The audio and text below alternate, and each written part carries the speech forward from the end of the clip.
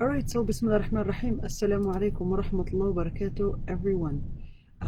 There were a number of issues that we talked about last time, and today we're going to continue with the same topic. The same topic again, we're still in the evolution of Muslim thinking, and in order to understand the evolution of Muslim thinking and how we got to the level or the place that we're in right now, it's very important to talk about some things in history and to talk about some of the regulations. This is all part of a lot of the Muslim thinking and how it evolved.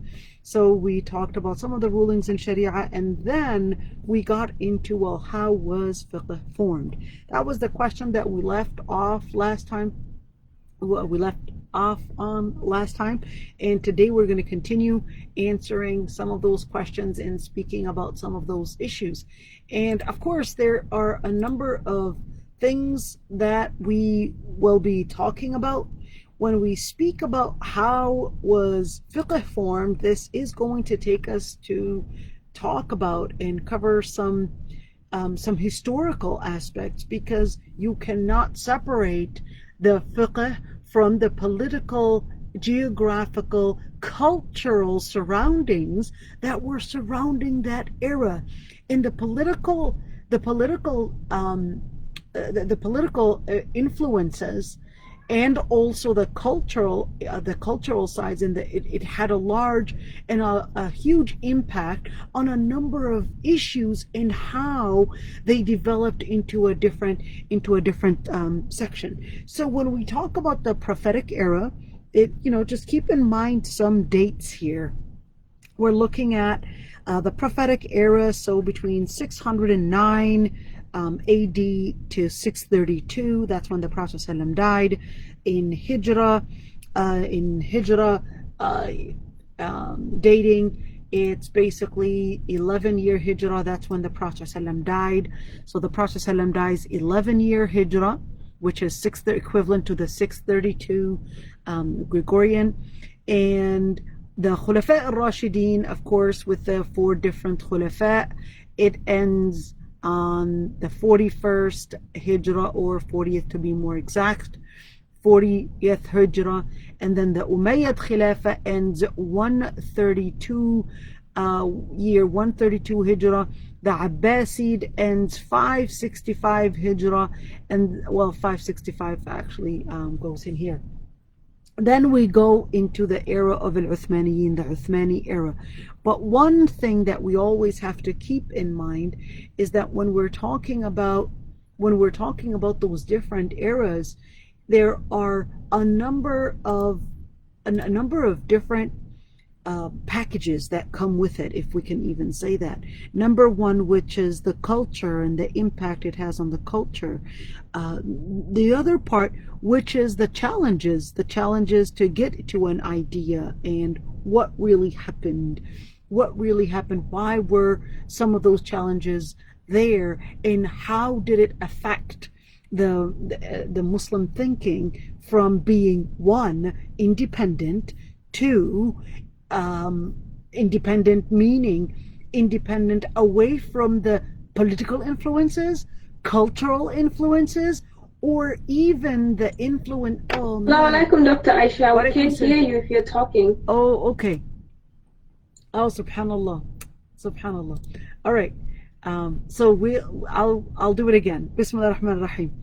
La ilaha illallah. All right, I'll say it again, inshallah. So we were, where was I?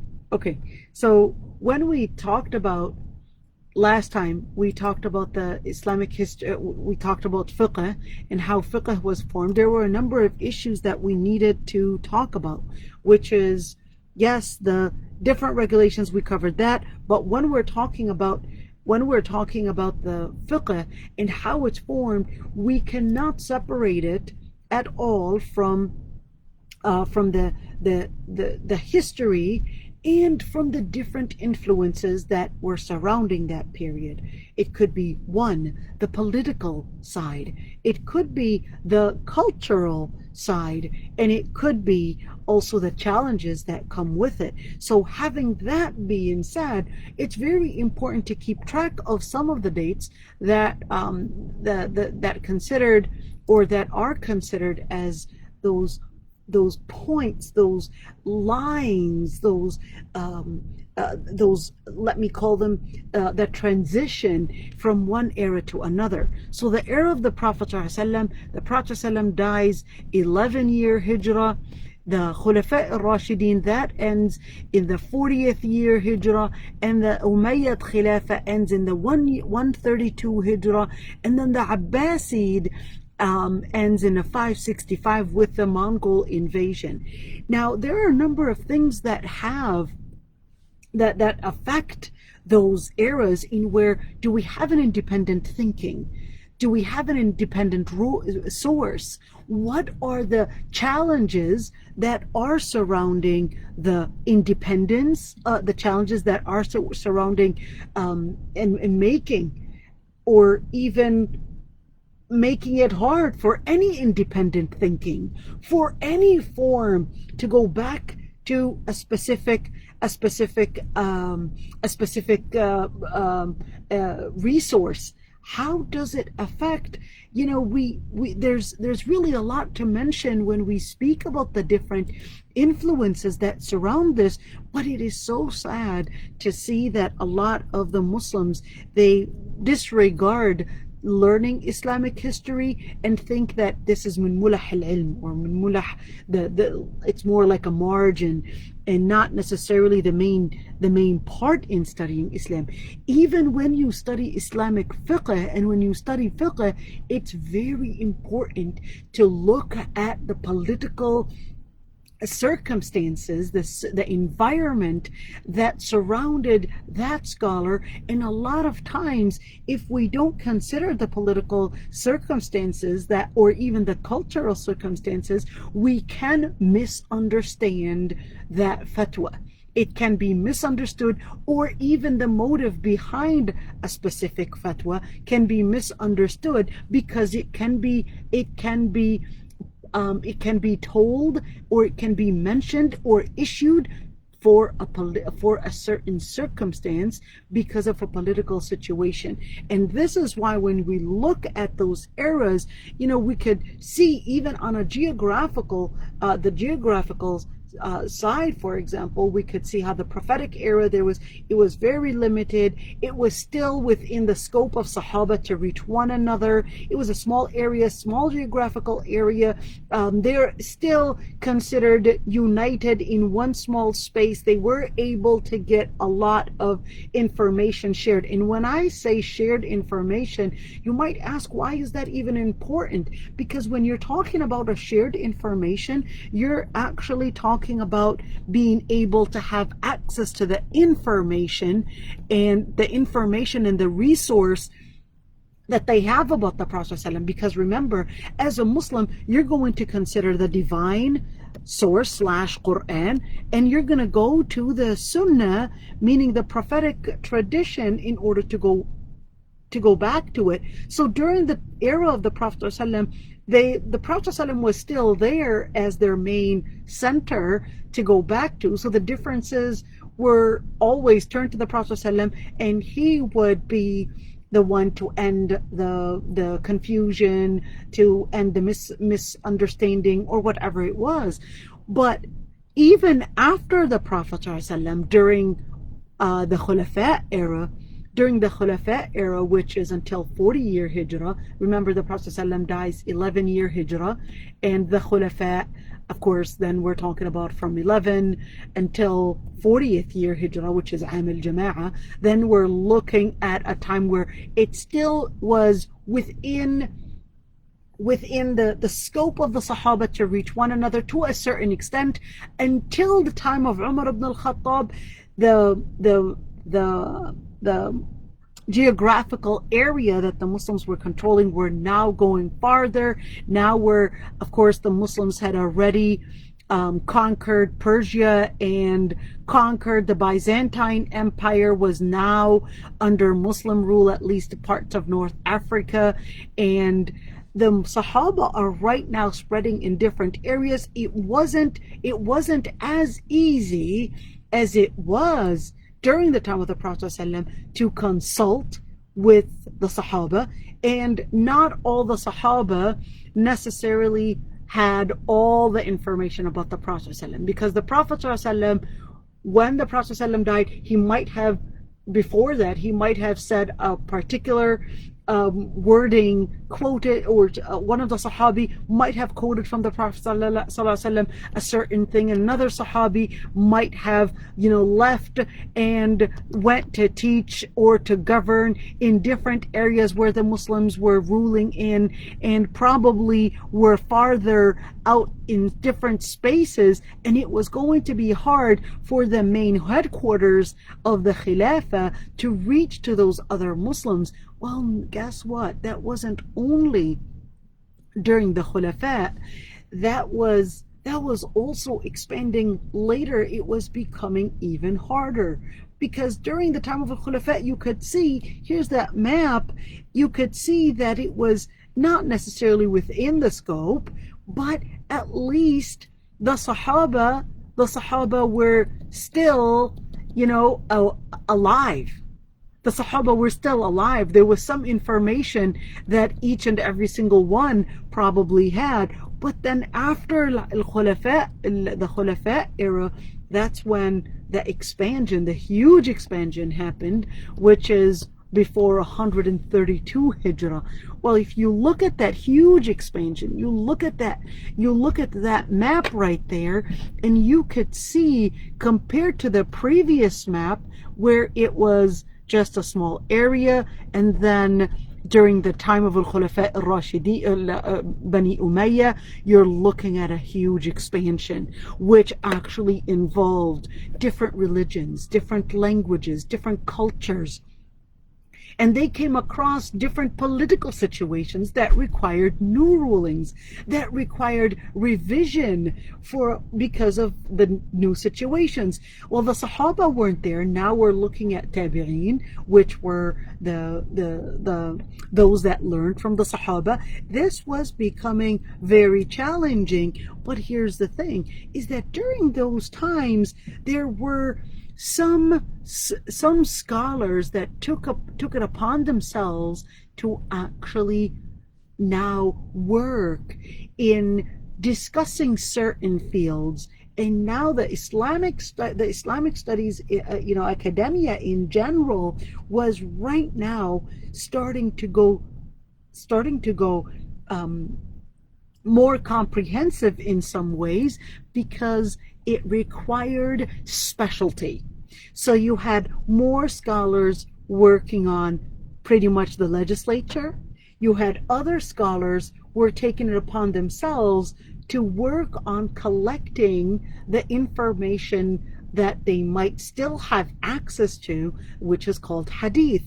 Other Sahaba, or not Sahaba, sorry, but other scholars were right now working in probably, in close contact with the people, and having two sides, which is close contact with the people to see the problems, and at the same time close contact with the resources to figure out what Islamic legislature and research was needed. So now you started seeing specialty rising, but still not very much into specialty yet. When we're looking at the Umayyad expansion, let's say it that way, that Umayyad era was at the peak. It was going stronger, but that wasn't until later. During the Abbasid Khilafah, things were going different.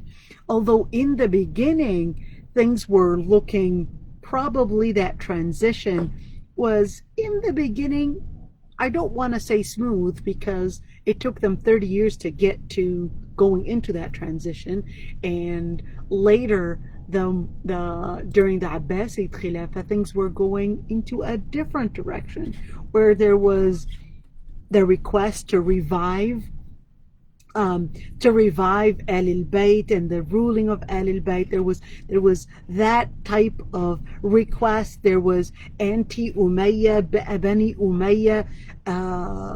Bani Umayyah sentiments that were rising, and that started going into a different direction. But here's one thing, is that you could see right in front of you Khilafa Abbasiyah, but guess what?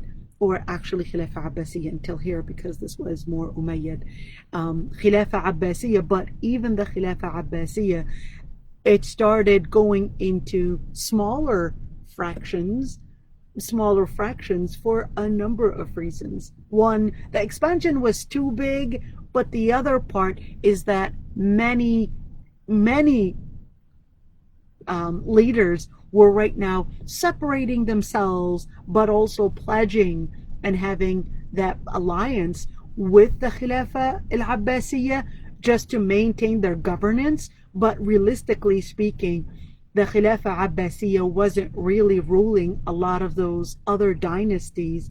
When we're looking at dynasties, we're talking about Salajiqa, we're talking about a Salajiqa, we're talking about the Toloniya, we're talking about Khawarizmiya, we're talking about so many different dynasties that were ruling in different areas, but then it was slowly going out of hand. When it was going out of hand, then that let other invasions start to seek different ways to disempower the Muslim governance, and that's when the Mongols came in. That's when the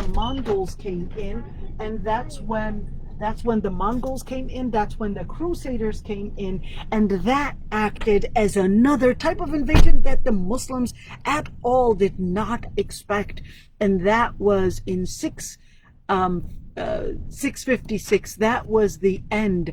I put 565 last time. It was actually 656 Hijrah. That was the end, or at least for a number of years, that was the end of an Islamic ruling. Never did the Muslims think that they were going to go that weak where they will not actually govern on their own, where they are left without any leader. In fact, they started thinking that it was the end, and it was the end of the world, and it was Yawm al-Qiyamah. It was the sign of Yawm al-Qiyamah, and that the Mongols were Ya'juj wa Ma'juj, and that was basically just the end of Islam and end of the Muslims. Now you look at those different expansions, the implication that it has today is, as you could see, Muslims covering those parts of the map, but this is pretty much, we're looking at those that 10 to 50% you could see in, scattered around in different parts of the world. But in general, there was a lot of influence in our modern times with the different crusade invasions, or the 9 crusade invasions that had come to close relations with the Muslim world, and that brings in a lot of influences that affected the Muslim thinking in many ways. But this is going really fast. But it's really important to see, how do we find the differences in that transition from one era to another, and what are the implications that it had on the evolution of Muslim thinking. Now we're going to go deeper. So now we're going to scrutinize, after we did all this fast scanning of the Muslim history and what happened. But now we're going to go deeper to see what implications did those changes have on the Muslim thinking throughout history, and in other words, the form of the evolution of Muslim thinking. So during the time of the Prophet ﷺ, the foundation of Islamic thinking, of course, was there. The differences did exist, but they were very limited, because during the time of the Prophet ﷺ, the Prophet ﷺ was the one to go to in case of any dispute. And the other part is the ideological foundations of Islam were laid out. In other words, the differences were very limited. And by the way, the issue of Shi'ism slash Sunnism was a very major point in a lot of those different parts of Islamic history, whether we're talking about the Fatimiyin or whether we're talking about Al-Abbasin or we're talking about Bani Umayyah.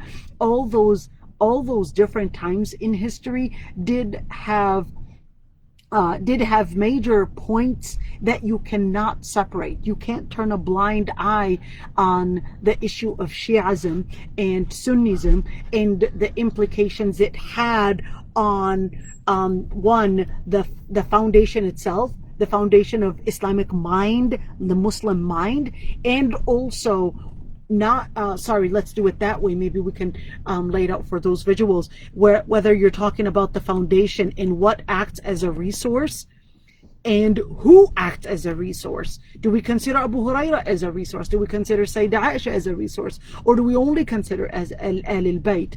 And later, of course, that had its political impact. The political impact, the political impact in whether it's the split of Al-Fatimiyin or Dawla Al-Ubaidiyya controlling a vast area, and how it wanted to control in order to spread that Shi'ism, and how it later affected. You're talking about Al-Azhar, which is actually founded by Al-Ubaidiyyin themselves, slash Al-Fatimiyin. Al-Ubaidiyyin are the same thing. But the ideological foundation during the time of the Prophet ﷺ, of course, it was laid out. But after the era of the Prophet ﷺ, that Shia-Sunni split after Ali ibn Abi Talib, that brings in major frictions which even affects what resource do we regard. I was just, this is a little off topic. I just had somebody asked a question. And this is a question that many times people ask me: what is the ruling on a Sunni woman marrying Shia man, or the opposite? There's no doubt that the marriage itself is not zina, meaning it is not a batil, it is not an invalid marriage, but it's a valid marriage. But when we look at will I encourage such a marriage, the answer is no. Why? Because if you have a foundation, if the main basis for any thought you disagree on, well, the result is going to be agreeing on many details. If we go to a specific foundation, so let's say this woman says, well, the Prophet ﷺ said in Sahih Bukhari that Abu Huraira said the Prophet ﷺ said such and such and such. He's going to say, well, I don't even believe in Bukhari. I don't even believe in Abu Huraira. I consider Abu Huraira being a man of hating the Sahaba. He'll even go for takfir for Abu Huraira, or even go for takfir for Sayyidah Aisha, or even consider all that. Now, do we really? Can she use that as a reference? Well, he won't agree on it. And that's the same thing. So when you look at the ideological foundation, you cannot separate that from the details of it, from the effects and the influences that it will have on the details. It will not only in terms of a fatwa, is mut'ah halal or is mut'ah haram. That's not the only thing that we're talking about here, but we're actually talking about, even politically speaking, the influences and the challenges later also rose on a political level, in where who is considered as a legitimate ruler and who's not considered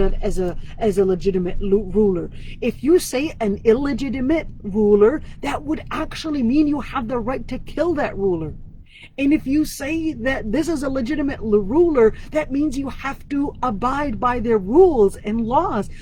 This is not talking about just an issue of, yeah, we disagree on that point or this point. This would actually talk about the ideological foundation and even a major split within the Muslim nation here.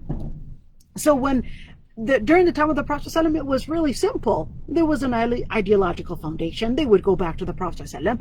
But then the good news also is that the differences, the Prophet ﷺ during the era of the Prophet ﷺ, the differences, the Prophet ﷺ would be the one to turn to, and he would explain why it's accepted or rejected. Just like, for example, the very famous story where the Prophet ﷺ would actually tell the Sahaba that they should not pray Asr unless they reach the land of Bani Qurayza. Well, some of the Sahaba, the land of Bani Qurayza, they basically commit treason, and they were really preparing to let the people of Quraysh go through their land in order to bring an end to Islam. Well, to make the story short, the Prophet ﷺ then, after the separation of Quraysh, and with that typhoon coming in, then it was time to deal with Bani Qurayza. Well, the Prophet ﷺ told the Sahaba that they should go directly and not pray Asr till they reach the land of Bani Qurayza. They reached the land of Bani Qurayza, but guess what? In the middle of the way, they start having disputes because Asr time was about to pass. So some Sahaba would consider that no, the Prophet ﷺ didn't literally mean that we pray Asr in the land of Bani Qurayza. He was more intending that we hurry. The other group of Sahaba said, no, we're going to take his words in their literal meaning, their literal phrasing, and we're only going to pray Asr when we reach the land of Bani Qurayza. Well, they reached the land of Bani Qurayza, but it was too late, but they still prayed in response, or in obedience to the Prophet ﷺ, prayed in the land of Bani Qurayza during a different time, but they just implemented what the Prophet ﷺ had told them. Well, the Prophet ﷺ, he looked at in both situations and approved that both did the right thing. Well, they didn't go far, really. The Prophet ﷺ was there to end the misinterpretation, the misunderstanding, the confusion, whatever it is, and both were considered as having a legitimate interpretation. Generally speaking, the foundations of Islamic sciences were taught to the companions. The Prophet ﷺ was there, he was teaching them Islam, and that later affected the Sahaba in helping them grow to understand Islam. Well, after the death of the Prophet ﷺ, things were going towards a different direction. Although the basis and the principle on how to deduce and how to derive Islamic rulings, they were laid out, and the righteous Sahaba, the Sahaba were there, the Khulafa al-Rashidin, the best of the scholars of Sahaba were there. So between 11 and 41 Hijrah, they were still able to consult one another. The most important scholars of the Sahaba were there. So it wasn't really strong of a differences of opinions, at least to a certain extent. But then one of the challenges arose, and that challenge was really with the vast expansion within the Islamic territories. Now we're seeing many non-Arabic territories right now being brought into contact with Muslims. These non-Muslim territories, they had many cultures, many issues, many religions, and of course were not specifically covered in text. The Prophet ﷺ never talked about, for example, Buddhists, and never talked about al-Majus. Well, did talk about al-Majus. That's actually in the Quran, but never talked about if we were to deal in a political and really rule them, are we going to deal with them the same way that we're dealing with Ahlul Kitab, or is that going to be different? How are we going to deal? Are we going to consider them just like Kuffar Quraysh, in where there can't be any marriage, the biha is haram, etc.? That brought in more questions and more situations that required a revision, that required studying. Now, the legal rulings became increasingly necessary And because these legal rulings became necessary, but the righteous khulafa, they were there to discuss it. Like I said, the Sahaba in general followed decision-making procedures in where they would help one another to avoid mistakes in finding rulings. The presence of the righteous Sahaba were there to say, well, I heard the Prophet ﷺ say this, I did this, I saw him do this. The last thing, or even to see the dating of the situations based on not necessarily number dating, but based on events. That this happened during the time of Uhud, this happened during the time of Hunayn, what abrogates, what comes, what precedes an event, which one comes first, etc.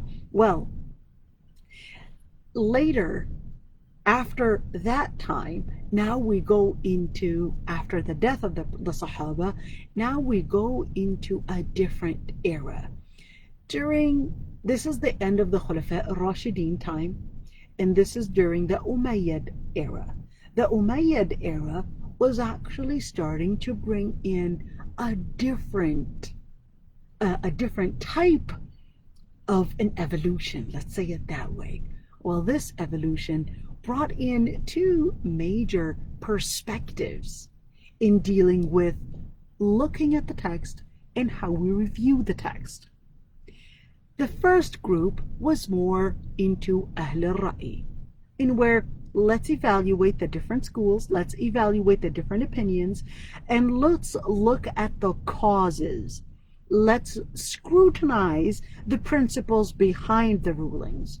Why couldn't they just go back to hadith?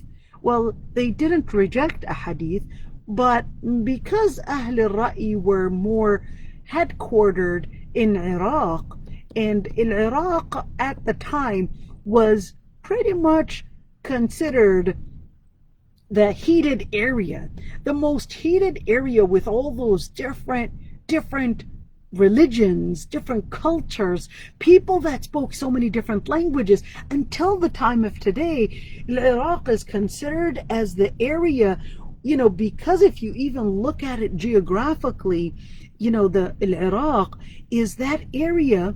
Iraq is this area that divides two different historical traces. You're talking about Iraq being that major point between the Persian Empire and between the Byzantine Empire. Not only that, you have Iraq in where you've got Ashuriyin have a language, and you've got Zaydiyya have a different religion, and you've got Shias also pretty much in Iraq. You had all those divisions of different kinds of Christians, different kinds of Jews, different kinds of the Majus, different kinds of so many different religions, so many different ideologies, and that let the scholars like Abu Hanifa, because of the so many different groups working to support their ideas, they were willing to make up a hadith.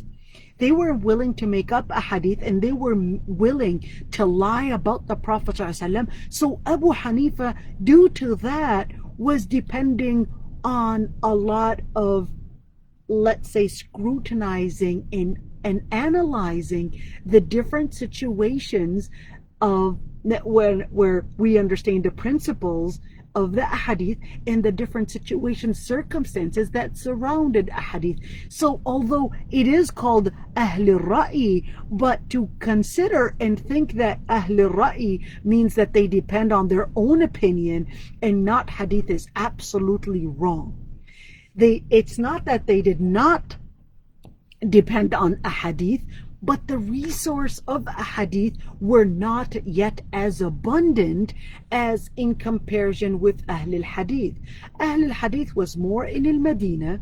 They had access. Al-Madinah was pretty much the headquarters of Islam. It was where Islam was the first governance of Islam. The first authority of Islam was in Medina.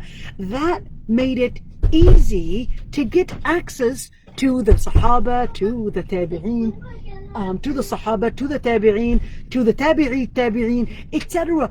unlike Ahl al-Ra'i, which was in Baghdad, and there were many people that were willing to make up a hadith, willing to make up their own even ayah. They were willing to go really far. It was an area that was very contaminated with a lot of different groups and different ideologies, and people willing to support their ideas and make up a new religion. They don't care. So that's why Abu Hanifa, they were considered Ahl al-Ra'i, in where they were scrutinizing the text. But here's one thing. It's very important to keep note that Abu Hanifa himself, if we look at it, I'm going to go to a map, to just this dating right here. If you look at Abu Hanifa himself was actually born 80 year Hijrah, dies 150 Hijrah. You compare that, you keep an eye on the place, you keep an eye on the political situation that was surrounding that place, and you also keep an eye on the cultural circumstances that were surrounding the place, and you also look at during the time. During this time, the compilation of hadith did not yet start. Or at least, even if it did start with Imam Malik writing his book Al-Muwatta, it was still considered, it's in the nuanced period. It was still in the beginning of it. And that's why Abu Hanifa didn't really have much access to a lot of the resources that Imam Malik had. Imam Malik had Sahaba, or at least the Tabi'een, were actually there, and it was said that Imam Malik even met with, I believe it was Anas ibn Malik himself. So when you look at Malik, even though Malik ibn Anas is not the grandchild of Anas ibn Malik, all right, so when you look at Malik, Imam Malik, the circumstances, the political situation, the access to the information, let's say it that way, the political situation was a lot more stable, and still it wasn't that far from the era of the Prophet ﷺ. So that's why it was capable of maintaining Ahl al-Hadith. It was capable. So does that mean that Abu Hanifa rejected hadith? So how come Abu Hanifa, there were some of the hadith in Sahih al-Bukhari that Abu Hanifa did not take? Well, you got to keep in mind, al-Bukhari died 256 Hijriya. In other words, al-Bukhari, when he even started the hadith collection and working on that hadith, Abu Hanifa was way long dead, a long time ago. Abu Hanifa died 150 year Hijrah. Al-Bukhari was born many years after that. Would Abu Hanifa use al-Bukhari as his resource? Well, he would have had that access, but he didn't. So later you could see Shafi'i was the person to learn from the different sites. We're going to go back to the different eras, and then we're going to get to the other part. All right, so scholars from, like I said, we've got to look at those political situations to see, well, what really happened and how did those influences take place. And now we go for the scholar stance. The scholar stance relied frequently on narrations of hadith, of course, during whatever they had access to. The scholars from different schools, they basically compiled the legal rulings of the most prominent jurists, the prominent jurists that were there, and of course the Sahaba and the Tabi'een. The Tabi'een, many of them were still there, but then the following generation goes a little more complex, because when we're looking at the situation in where there was not the same type of access, and the political situation was looking different, and there was a need to canonize and compile the different rulings that were already mentioned by the earlier scholars.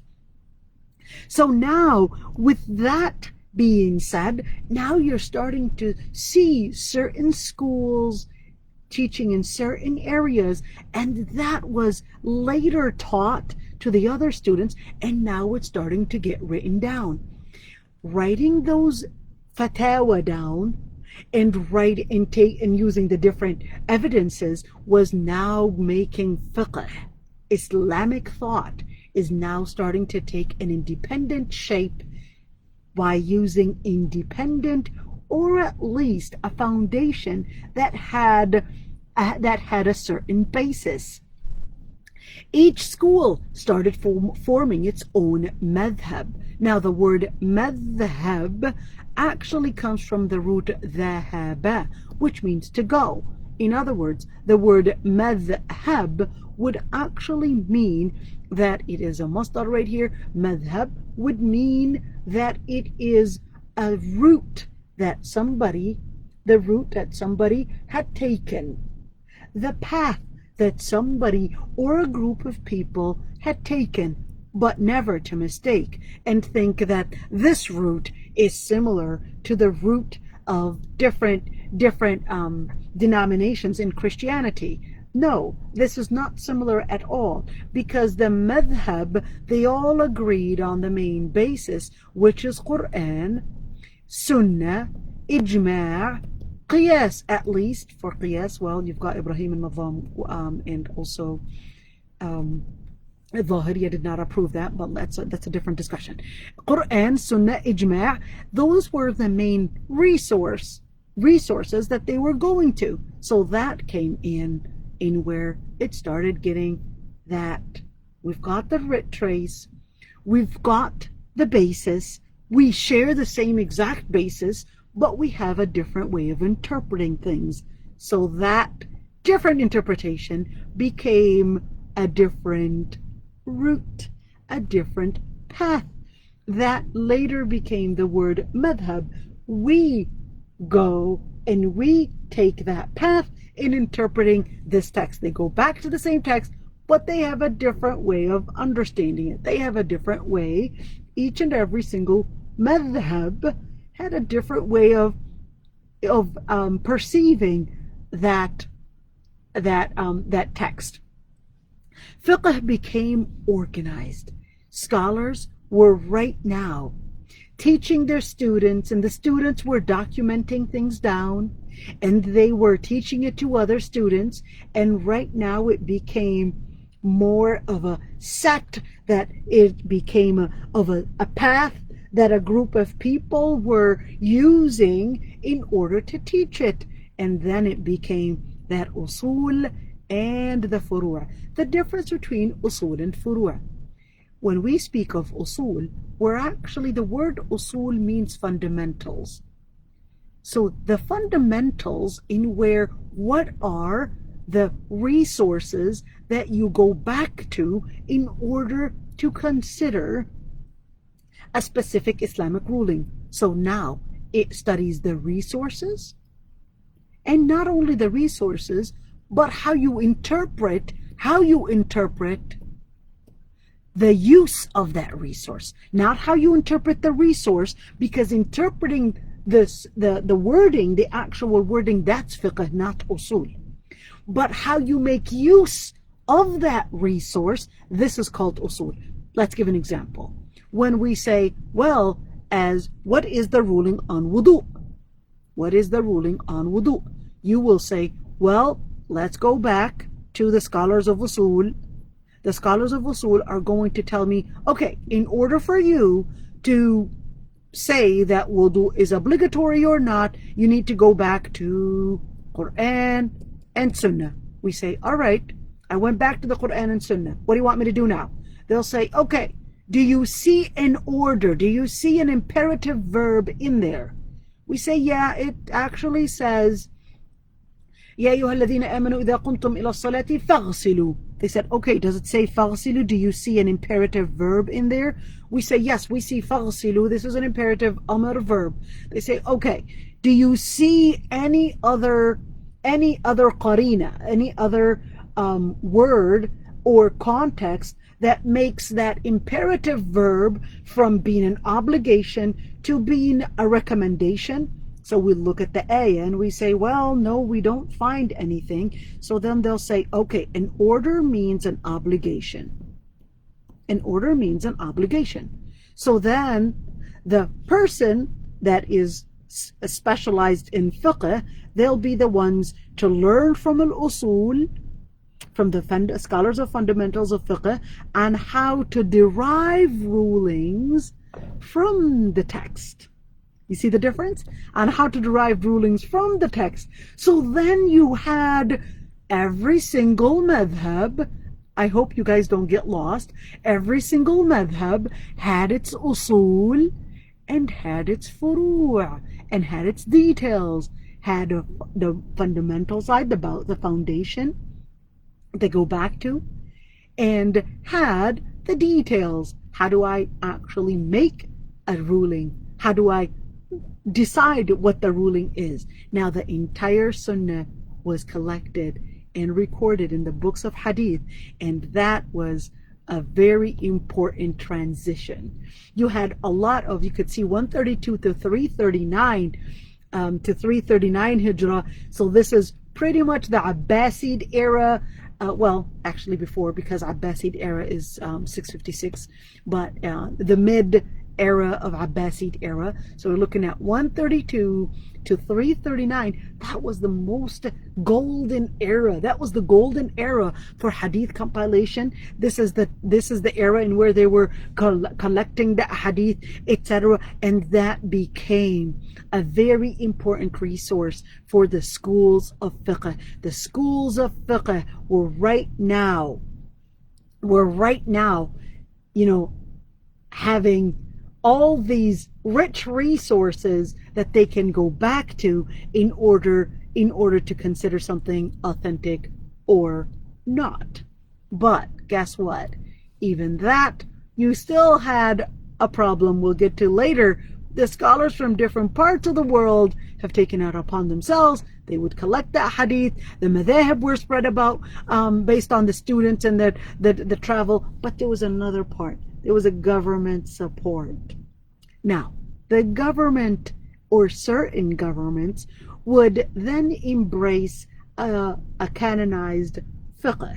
What does that mean? So certain governments, to make it easy for them, instead of every single time going to a specific or instead of going to a specific scholar, it was easier for them to go to a canonized madhab, to consider and embrace a path of scholars, a group of scholars, in order to regard that as, more of like a legislature or constitution. So that became that government support, which later helped in the spread of that particular madhab, because it was adopted by the government. It was adopted by the government to the point that it was many times enforcing and even financing the schools that were teaching this. It was considered an honor. It was considered a resource. It was considered like the government is doing its job in teaching Islam. But of course, it was going to be a specific madhab. You're going to have to follow a certain group. So that's why it's very important to look at that and how later it developed. But you want to keep in mind that scholars were learning from one another. Shafi'i learns from Imam Malik. Ahmad ibn Hanbal learns from Shafi'i. Here's a fast story that always fascinates me. Listen to the story. The story goes as follows. Imam Shafi'i, his name was Muhammad ibn Idris. Muhammad ibn Idris al-Shafi'i lived, or at least was born in Gaza. Yeah, Gaza, Palestine. Yep, was born in Gaza. Muhammad ibn Idris al-Shafi'i, his own father, dies when he was only 2 years old. But mother couldn't take care of her own child. So she decides to head back all the way to Mecca, where his uncles and his family had lived. But they did see that Muhammad ibn Idris, this young boy Shafi'i, was very bright. So they send him off to the tribe of Bani Hudayl. The tribe of Bani Hudayl, they were the tribe that were living, Bani Hudayl, they're actually the tribe of the tribe of Halima Sa'diya and those, all right? So, or at least they lived near them, all right? The tribe of Bani Hudayl, they were the Bedouin, very simple, and they were living off away from the city. And it was considered, just like during the time of the Prophet ﷺ, that you're sending off your child away from the pollution, away from all the different ujmat al-lisan, not having that correct, authentic Arabic speech and etc. So they would send them to the tribe of Bani Hudayl. And the tribe of Bani Hudayl, they spoke very classical Arabic simply because they were away from the different influences in the city of Mecca. Young boy Muhammad ibn Idris al-Shafi'i even learned the Quran there. At the age of 7, Muhammad ibn Idris al-Shafi'i memorizes the Quran entirely. Not only that, but he even memorizes poetry that was said by Qabilat Bani Hudayl, by the tribe of Bani Hudayl, to the point that Al-Asma'i, a major scholar in Lugha Arabiya, he actually says, I corrected the poetry of Bani Hudayl based on a young child from Fatan min Quraysh, a young child from Quraysh. His name is Muhammad ibn Idris al-Shafi'i. Muhammad ibn Idris al-Shafi'i was the main person to pass on this information and not only learn poetry and Quran, but later. Muhammad ibn Idris al-Shafi'i grows at age 9. He was already a major person learning all the fiqh that was taught in Mecca. So the mayor in Mecca decides that it was time to have this young boy, Muhammad ibn Idris al-Shafi'i, graduate from Mecca and actually go somewhere else where other renowned scholars are actually going to be. So the mayor of Mecca writes a note and sends it to the mayor of Medina to go to the mayor of Medina and to be with Imam Malik. Now this one was a very tough request. It was, for the first time in history, a 9-year-old boy was actually going to go and sit in the most advanced school, and that was, at the time, Imam Malik's school. Imam Malik was already facing his own challenges with the government. So Imam Malik, the mayor of Medina, goes to Imam Malik's home, along with many of his ministers and many of his important figures in his government, goes to Imam Malik's home. Goes, knocks at the door. His servant comes out. Yes, sir, how can I help you? I need to speak with Imam Malik. Okay, just wait here. I'll come back out. She goes. Imam Malik tells her, tell him. And who is him? Him is the mayor. Tell him if he has a question to ask, he can write the question and send it in, and we'll be sure to send back the response. But if he wants to learn, he knows our halaqah times, and he could attend during those times. So she goes and the mayor says, no, I've got a different issue that I'd like to speak to him about. So she goes inside and gets out and puts out a chair. Imam Malik comes out. And here it is, the note that Mecca's mayor had sent, that this boy, Muhammad ibn Idris al-Shafi'i, who was present, was right now going to be was going to be learning at Imam Malik's school.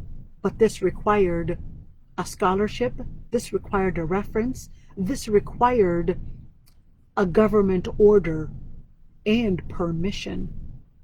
So Imam Malik looks at the note and then looks at Imam al-Shafi'i, this 9-year-old boy, and says, Ya fata, ittaq Allah fasayakunu laka sha'nun azim. O young boy, have taqwa. You're going to be a major person. You're going to be a leader. He saw through his eyes that he was more than just a young boy. He was going to be a leader. Imam al-Shafi'i is then told that he must memorize the book of Al-Muwatta. Al-Muwatta is the hadith book that contains hadith and contains athar, meaning Sahaba and Tabi'een quotes, and it is almost in approximately 700 pages. Imam al-Shafi'i, in order to continue going to that school, he says, well, I need you. Imam Malik tells him, you need to memorize al-Muwatta before you join our class. Imam Shafi'i memorizes the whole Muwatta, 700-page book of hadith, in 9 days only. In 9 days only, he memorizes it cover to cover, then joins and learns from Imam Malik. They learn from one another, and later, even Ahmad ibn Hanbal learns from Shafi'i. They were not at all antagonists. They were not at all at war with each other, but they were understanding that they were all going and wanting to learn from the same resource. A lot to say, and right now it's 6:02 already, but I hope we at least learn and keep that story in your mind. And I know that most of the people attending are mothers, but what do we want to teach our children? And what do we take from the story of Shafi'i? It's one of my favorite stories. So we'll end right here, and next week we'll continue. I thought we will cover more slides, but hopefully we can benefit from those things that we had said earlier. We'll talk about next week, inshallah. We'll talk about Dawla Abbasiyya, which is pretty much, that era.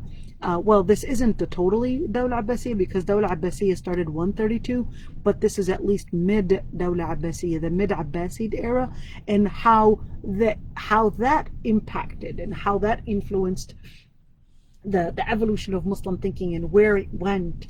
And when we speak about fiqh, of course, we're going to talk about the era of madhab. When we speak about the era of madhab, so does that mean I have to follow certain madhab? We're going to learn about some of those personal scholars and their resources, and some things to learn from. This is my field, so when I go in there, when I speak about fiqh, you just see me just all of a sudden delving in, and I lose my, what is the word that I could say, but I lose myself. I just go inside and I forget about everything. I forget everything about me. I just love speaking about fiqh, and I just go inside, and it all of a sudden becomes the most nourishing topic that you can talk about. It feels like as if the person is actually swimming. When you eat a very delicious meal, it becomes that thing that you just melt in. When you just melt and you just don't want to end. That's exactly how I feel when I discuss fiqh. So mind me when I go in it, please. Please excuse me when I speak about that and I forget about myself. It's okay to get me on. It's okay to get me on track and tell me, wait, don't go too far, and stay on track. So jazakumullah khairan, everybody. I light up when I mention fiqh. That's my favorite topic. All right, so inshallah we'll continue next week, and jazakumullah khairan, everybody. Stay tuned. We still have a lot more to learn, and these are majalis, these are sessions where in the midst of all this dunya, I used to have one of the students that used to come in during my times when I was teaching at the Islamic University. She would come in with tears filling her eyes, and then she would sit, and as if nothing happened. And then once the class finishes, she would go back in tears again. So I said, can you explain to me what happened? And I don't understand why during class you're just okay, and then after class you come back to your tears again. And then she told me, I only come to class because it's my only time for relief. I was really confused. I said, relief? Relief from what? And she said that her husband was an alcoholic, was on drugs, was very abusive, and that she just can't forget about it until she comes to class. She just lives with the class and forgets that situation that she's living in. She finally got divorced from that man, but it's amazing. It's amazing how when we live in it, there's no beautiful thing than talab al-ilm. There's nothing sweeter than a moment to enjoy talking about those that lived for the sake of Allah subhanahu wa ta'ala, that lived to learn the words of the Prophet ﷺ, the words of Allah subhanahu wa ta'ala, to do whatever it takes to give up on their dunya for the sake of akhirah. You can fight for anything in dunya, but you want to remember that the Prophet ﷺ said, you can love whoever you want, but you got to remember that one day you're going to separate from them. You can combine the money, all the money that you want, but you got to learn and you got to remember that that money is going to be left behind and you're going to move on in death. And that's the same thing.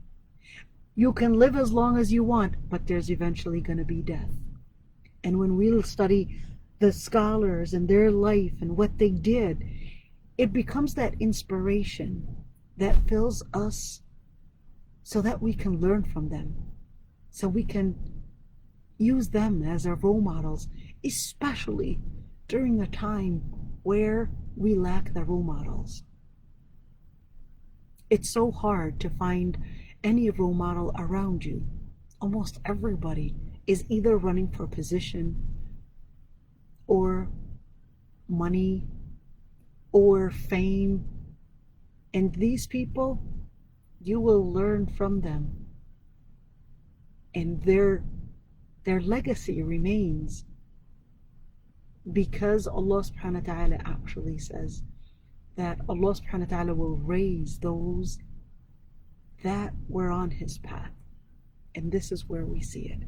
Their legacy remained because of the salah, because of the piety, because of the sincerity that they had, because of their love for Allah subhanahu wa ta'ala. So we could at least live with these people and live with their legacy, live with their ilm, and teach it to others, and us learning from that. And maybe we can move to take them as an example. And jazakumullah khairan, everybody. There's really a lot to say, but khairan inshallah. Assalamu alaikum wa rahmatullahi wa barakatuh. Allah yarda annik, Sister Sana. Allah yabarak fiki. Yes, I will send it. I will upload it on YouTube, and then subscribe to the YouTube channel, Gems of Light, and you will get the notifications whenever we upload a dars, inshallah. Assalamu alaikum wa rahmatullahi wa barakatuh.